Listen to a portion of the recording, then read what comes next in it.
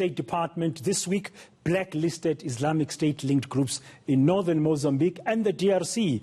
Leaders of these groups have also been labeled as global terrorists.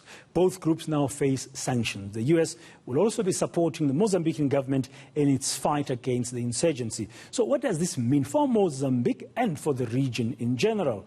We're joined now via Skype this lunchtime by Liesl Vodron, senior researcher at the Institute for Security Studies. Liesl, good afternoon. Thank you very much for your time. Yeah, when I saw this declaration or announcement by the State Department on Monday, first question that popped up in my mind was, okay, so declaring them as foreign terrorist organizations, what does it actually mean now?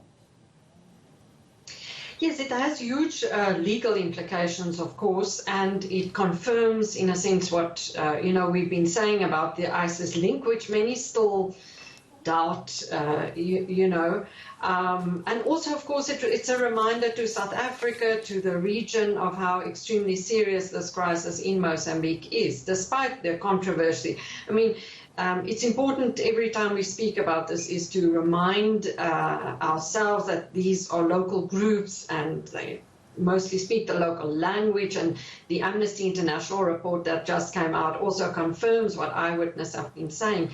But the U.S.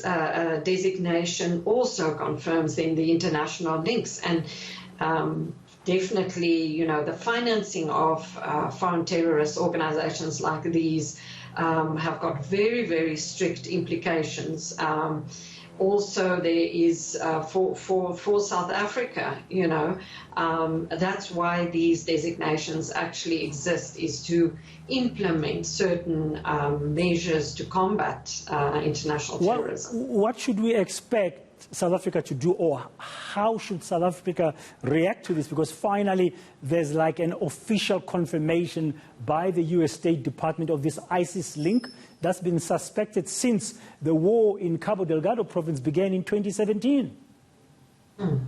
Yes, absolutely. I mean, we've had no official reaction from South Africa on various issues, ongoing. For example, as I said, the Amnesty report fingered the private military organizations or operators in Mozambique that are South African, that are based in South Africa. And South Africa has got an anti-mercenary law. So there hasn't even been reaction on that.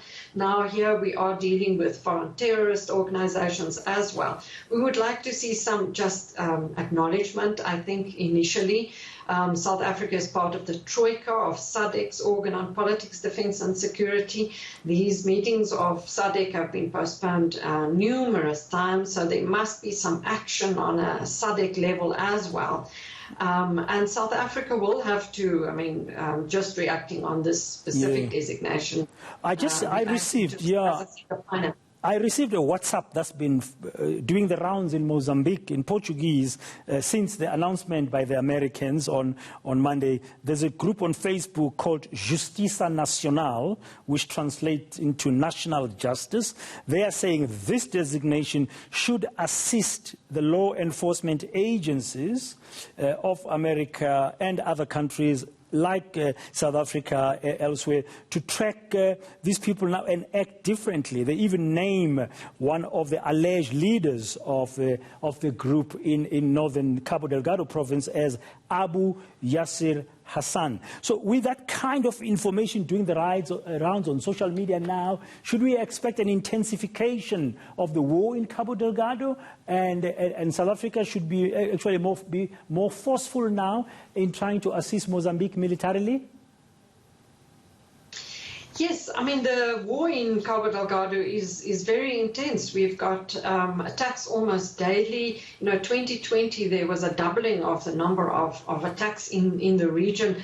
The designation as a foreign terrorist organization, obviously, as I said, will make the region hopefully take this more seriously, and South Africa. But the situation on the ground, and as you say, the Americans have now named this one leader, is evolving rapidly, and there are as many civilians being killed on a daily basis as before. The problem with this group has always been done is the uncertainty about who they are, what their aims are, who their leaders are.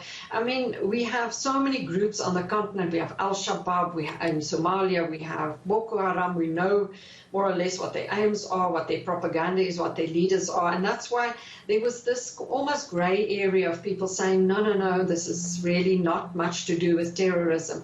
You know what I mean? So this is the US State Department. There will be people who say, oh, this is just propaganda in order to militarize the conflict, in order to mobilize, more reaction.